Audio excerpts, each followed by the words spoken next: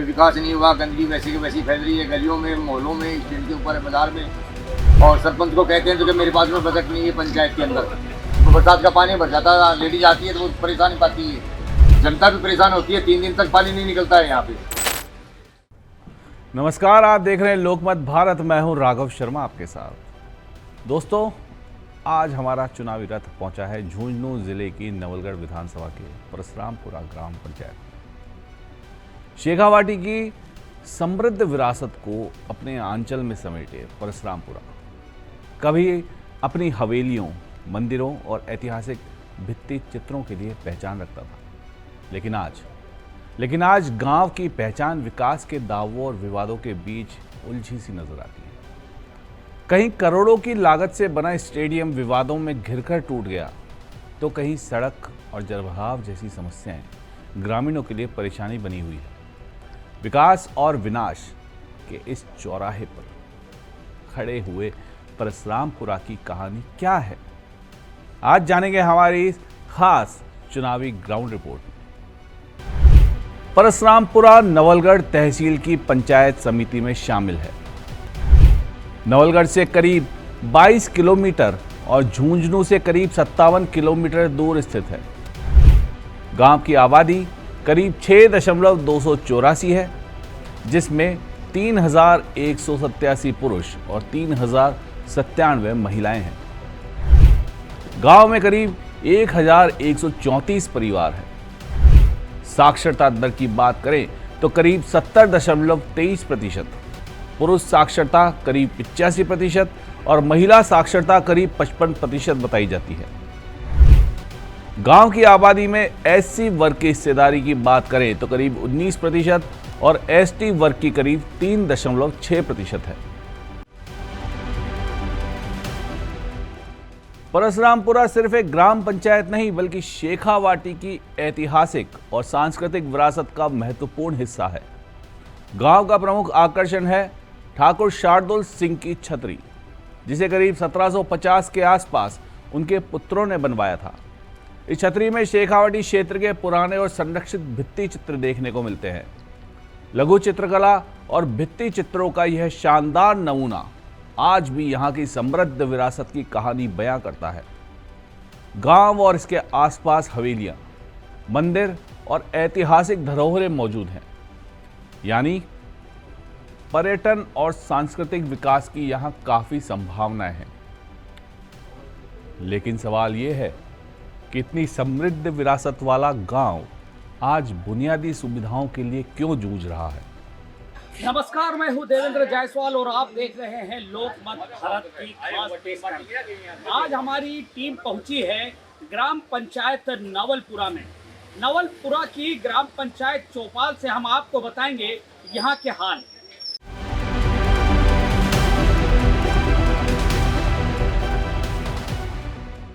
परसरामपुरा में विकास कार्यों को लेकर ग्रामीणों के बीच नाराजगी दिखाई देती है। ग्रामीणों का आरोप है कि गांव में सड़कें बनाई गई, लेकिन समय के साथ उनकी स्थिति खराब होती चली गई। गांव के मुख्य बस स्टैंड पर गंदगी और जल भराव की समस्या भी ग्रामीणों के लिए परेशानी का कारण बनी हुई है। बारिश के दिनों में कई जगहों पर पानी जमा हो जाता है और ग्रामीणों का कहना है कि कुछ स्थानों पर तो कई फीट तक पानी भरने की स्थिति बन जाती है। ऐसे में सवाल उठता है कि चुनाव के दौरान विकास के बड़े बड़े दावे तो होते हैं, लेकिन जमीनी स्तर पर इन दावों की तस्वीर आखिर कैसी है।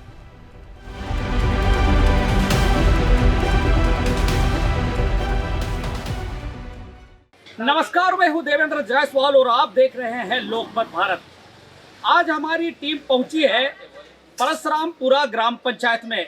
यहां पर हम जानेंगे यहां के हाल चाल, कैसा है विकास और किस तरह से यहाँ के लोग पिछले 5 सालों में विकास की बाट जो रहे थे और उनकी उम्मीदें कितनी पूरी हुई हैं या कितनी है अधूरी। यहाँ की चौपाल में हम ग्रामीणों से जानेंगे कि आखिर किस तरह से यहाँ का विकास का पहिया दौड़ा है पिछले 5 साल में। दादा, क्या नाम है आपका? हरिराम है जी, ये बताइए कि ये ग्राम पंचायत परसरामपुरा है, यहाँ पर पिछले 5 साल में कितना विकास हुआ है? कोई विकास नहीं हुआ, गंदगी वैसी की वैसी फैल रही है गलियों में, मोहल्लों में, स्टैंड के ऊपर, बाजार में। और सरपंच को कहते हैं तो कि मेरे पास में बजट नहीं है, पंचायत के अंदर कोई काम नहीं हो रहा है। बरसात का पानी भर जाता तो 3 दिन पानी नहीं निकलता है। यहाँ पर ये जो चौक है ये कितना पुराना है? ये पेड़ भी काफी पुराना हाँ, लग रहा है। काफी पुराना पेड़ है ये, काफी पुराना पेड़ है और काफी समय से मतलब क्या ये गंदगी ऐसी ही रहती है। ये इसको सही तक नहीं करवाया गया है। हाँ, सब सही, नजर आता हाँ। है कि किस तरह की गंदगी है। हाँ, जब सरपंच को कहते थे कि बजट नहीं है मेरे पास में, ये बोलता है वो सरपंच तो, और बरसात का पानी भर जाता है, लेडीज आती है तो वो परेशानी पाती है, जनता भी परेशान होती है। 3 दिन तक पानी नहीं निकलता है यहाँ पे, ये समस्या है। तो आप लोगों ने और कहीं पर भी इसकी शिकायत की थी? हाँ, करिए शिकायत, गेल की बार भी आए थे, जब भी हमने बोला था, जब भी इसका कोई समाधान नहीं हुआ। और इनको ये बजट भी सरकार दे रही है, ये भी पागल है, इनको बजट नहीं देना चाहिए। बजट लेके खा जाते हैं, काम कुछ होता नहीं है, ये समस्या है। गाँव में युवाओं को यहाँ पर कुछ रोजगार मिला है, उनके लिए कोई प्रयास किए गए क्या? कोई प्रयास नहीं किया गया, कोई प्रयास नहीं हुआ। तो गांव में कोई प्रयास नहीं हुआ है, विकास को लेकर कोई होता नहीं है कि युवा यहाँ आपके पर सामने यहाँ ये पर गंदगी। पानी पूरी का संचालन करते हैं। जी, क्या नाम है आपका? राजू भाई, क्या लगता है यहाँ पर आप लगाते हैं, ये जो आपका दुकान चलाते हैं, ये इस तरह की गंदगी है, कब से है और क्या इससे परेशानी होती है? ये तो कई सालों से है, अभी नहीं है। पानी नहीं भर जाता है यहाँ पे ज़्यादा, साइड में लगा लेते और फिर निकलता भी नहीं है 2-2 दिन, और ऐसे परेशान होते रहते हैं। क्या करें? तो ये मुख्य चौक है क्या? हाँ, मुख्य चौक है साहब स्टैंड का। तो मुख्य चौक के ये हाल है। मैं बताना चाहूँगा कि ये जो गंदगी है, ये पूरी गंदगी जिस तरह से यहाँ पर पसरी हुई है, आप देख सकते हैं कि इस गंदगी में ना केवल मच्छर है, बल्कि यहाँ पर गंभीर बीमारियों को न्योता भी दिया जा रहा है। ये जो पूरी तरह से यहाँ पर पानी भर जाता है, थोड़ी सी बारिश होती है तब भी, और इसको लेकर कई बार जो है प्रयास किए गए, उसको लेकर यहाँ पर पंचायत को बोला गया, लेकिन यहाँ पर पूरा पानी भर जाता है। यहाँ के दुकानदार परेशान होते हैं, बस स्टैंड है, यहाँ पर आने वाले यात्री भी परेशान होते हैं। कुछ लोग यहाँ पर बैठे हुए। जी, आपका क्या नाम है? मेरा नाम मोहम्मद आजमुल हुसैन है। कि हुसैन जी, बताइए कि ये जो यहाँ पर इससे क्या परेशानी होती है ग्राम पंचायत द्वारा? मुख्य चौक पर ये नज़ारा है। देखो, ग्राम पंचायत के बारे में तो मैं ये कहना चाहता हूँ कि ये एक मुख्य बस स्टैंड है। मुख्य बस स्टैंड के ऊपर ये गंदगी का निश्चित तौर के ऊपर बीमारियों का फैलना, बीमारियों का आगमन करना सबसे बड़ी बात है। दूसरी बात यह है कि यहाँ के जो भी है उनको इस चीज़ का देना चाहिए। मुख्य बस स्टैंड का ये नज़ारा तो दिल्लियों का शहर का। सही बात है। ये जो जिस तरह से आप, कुछ लोग और बाहर से आए हुए हैं। जी, कहाँ से आए आप? फतेहपुर से आए। जी, यहाँ पर ये नज़ारा देख के क्या महसूस करते हैं पंचायत के बारे में? गंदगी तो गंदगी है, बोलो ना। लेकिन ये गंदगी जब भी मैं 2 बार आया ना, दूसरी बार आया हूँ, ये ऐसे मिलता है। क्या होना चाहिए? सरकार दावे विकास के दावे सही है, साफ होना चाहिए। इधर गंदगी हो रही है, बहुत मुश्किल है। हम जैसे भी आते हैं, बच्चों के लिए मुश्किल है, स्कूल के लिए बहुत मुश्किल है। स्कूल है पास में, ये बच्चे भी क्या इसी गंदगी से जाते हैं? हाँ, गंदगी से जाते हैं साहब। हाँ, बोलते हैं। जी सर, मेरा नाम बप्पू योगी है। मैंने स्टैंड पर घर है। जैसे भी बरसात होगी तो बच्चा लोग आते नहीं है घर से। ये सामने स्कूल है सेकेंडरी, छोटे छोटे बच्चे आते हैं तो वापस घर भाग जाते नहीं है। पीने के पानी इतना नहीं आता है, इधर से उधर से रास्ता है इसका पानी का, उधर से आ जाता है, इधर में जल जाता नहीं तो इतना मुश्किल है। 3 फीट 4 फीट गिला तो गंदगी के कारण बच्चे भी स्कूल नहीं पहुंच पाते हैं, और यही हालात यहाँ के हैं पूरे। मैं बताना चाहूंगा कि जो ये पूरा ये जो प्रमुख चौक है, इसको भी उन्होंने जो है पुनर्निर्माण या जीर्णोद्धार नहीं कराया है। किस तरह से ये पवित्र जो है पीपल का वृक्ष कहा जाता है, वट वृक्ष है, यहाँ पर त्रिवेणी है, लेकिन आप देख सकते हैं कि इसका भी कुछ उन्होंने यहाँ पर जीर्णोद्धार तक नहीं कराया है, चबूतरा नहीं बनाया है। और गांव के रोजगार की बात करें तो आप देख सकते हैं कि जो लोग हैं यहाँ पर, कुछ न कुछ छोटे मोटे व्यवसायी भी हैं, उनको रोजगार नहीं मिलता है। आप दिखाएं इनको कि किस तरह से लोगों को यहाँ पर जो है सिर्फ वो आराम फरमाएंगे, क्योंकि उनको काम ही नहीं है। गांव में काम इसलिए भी नहीं मिलता है कि यहाँ पर पंचायत अगर विकास के लिए कुछ नए प्रयास नहीं करेगी तो काम किस तरह से मिलेंगे।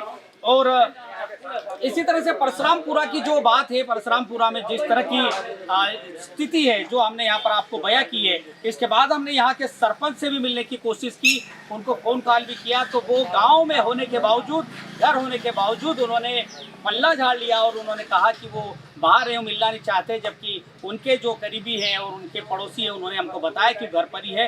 और इस तरह की स्थिति बनती है, अगर पंचायत का सरपंच निष्क्रिय है तो आप जान सकते हैं, समझ सकते हैं कि यहाँ के हालात क्या होंगे। ग्राम पंचायत के चुनाव फिर आने वाले हैं, लेकिन इनको पंचायत से कोई मतलब नहीं है, यहाँ के लोगों से कोई लेना देना नहीं है।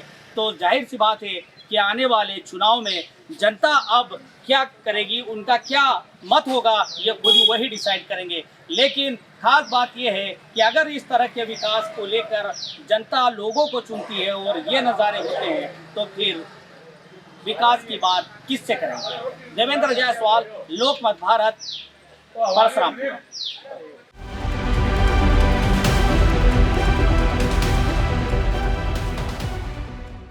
परसरामपुरा में करीब 10 करोड़ रुपए की लागत से राजीव गांधी खेल स्टेडियम बनाया गया था, लेकिन स्टेडियम के निर्माण को लेकर नदी, कैचमेंट और पानी के प्राकृतिक बहाव क्षेत्र में अतिक्रमण के आरोप सामने आए। मामला अदालत तक पहुंचा और राजस्थान के हाई कोर्ट के आदेश के बाद वर्ष 2026 में प्रशासन की ओर से स्टेडियम की करीब 700 मीटर लंबी चार दीवारी और कुछ अन्य संरचनाओं पर कार्रवाई की गई। कार्रवाई के बाद यह मामला सिर्फ एक निर्माण को लेकर विवाद नहीं रहा, बल्कि स्थानीय राजनीति का बड़ा मुद्दा बन गया। ग्रामीणों ने कार्रवाई के विरोध में प्रदर्शन, मार्च और मशाल जुलूस निकाले। पूर्व मंत्री एवं पूर्व विधायक डॉक्टर राजकुमार शर्मा के नेतृत्व में भी विरोध प्रदर्शन हुए। इस दौरान बड़ी संख्या में लोगों को हिरासत में लिए जाने की बात भी सामने आई। वहीं विपक्षी नेताओं ने कार्रवाई को राजनीतिक बदले की कार्रवाई और जन विरोधी कदम बताया, जबकि प्रशासन की ओर से अदालत के आदेश और अवैध निर्माण हटाने का हवाला दिया गया। युवाओं का सवाल है कि अगर खेल का मैदान ही नहीं रहेगा तो गांव के खिलाड़ियों के सपनों का क्या होगा।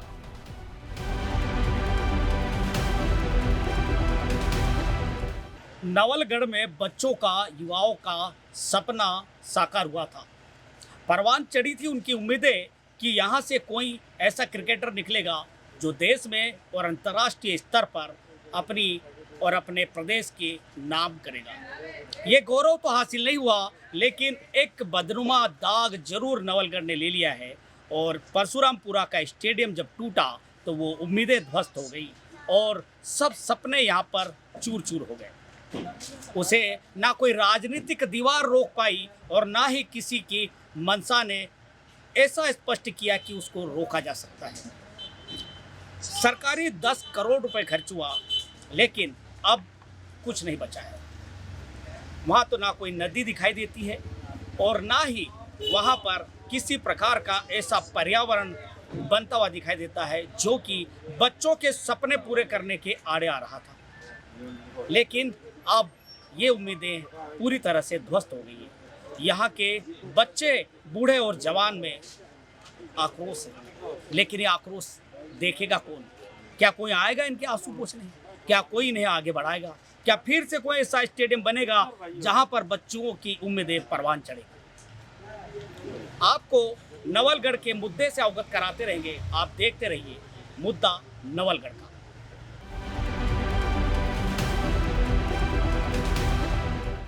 गांव में स्कूल, स्वास्थ्य सेवाओं और सरकारी योजनाओं के क्रियान्वयन को लेकर भी ग्रामीणों की शिकायतें सामने आती हैं।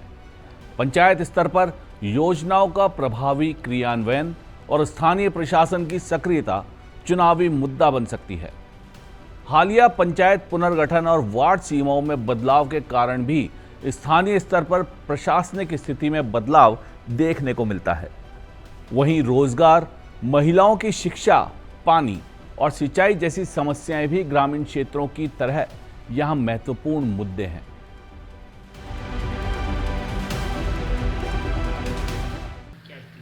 ये स्टेडियम लगभग 2022-23 में शुरू हुआ था।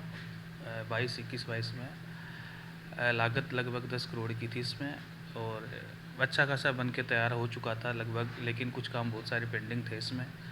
लेकिन किसी ओम प्रकाश मार्ट नाम के व्यक्ति ने इसके खिलाफ याचिका दायर की थी कोर्ट में। उसके बाद इसमें स्टे वगैरह भी आए थे और कोर्ट ने इसको तोड़ने के आदेश दिए थे।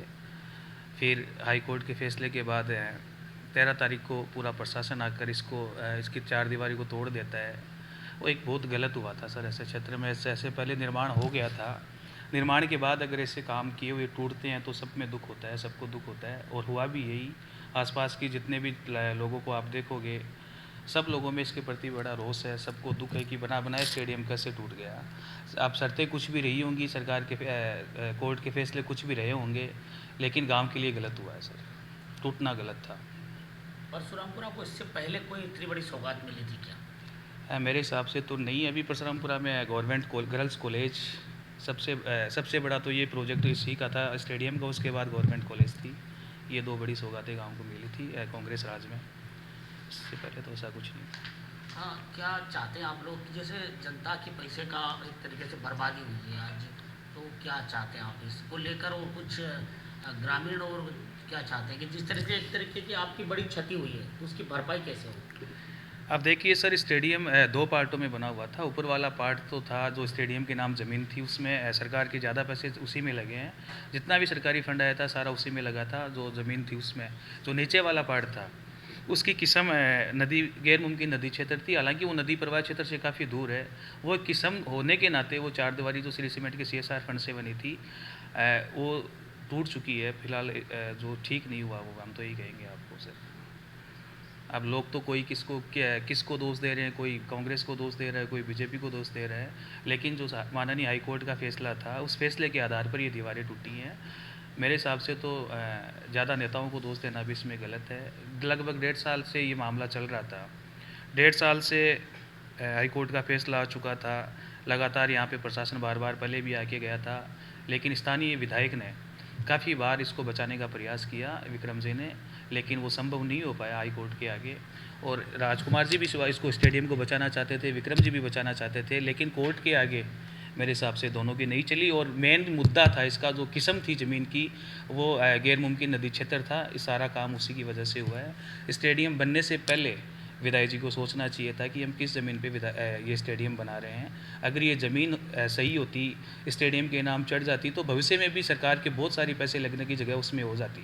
लेकिन नदी मुमकिन क्षेत्र में आप सरकार के पैसे का यूज भी नहीं कर सकते। मेरा मानना तो ये है कि यहाँ पे सरकारी पैसा का जो दुरुपयोग हुआ है उसके लिए कहीं ना कहीं नेताजी भी जिम्मेदार हैं। सर, ज़मीन दे के काम करना चाहिए था उनको, लेकिन वो शायद संभव नहीं कर पाए इस चीज़ को।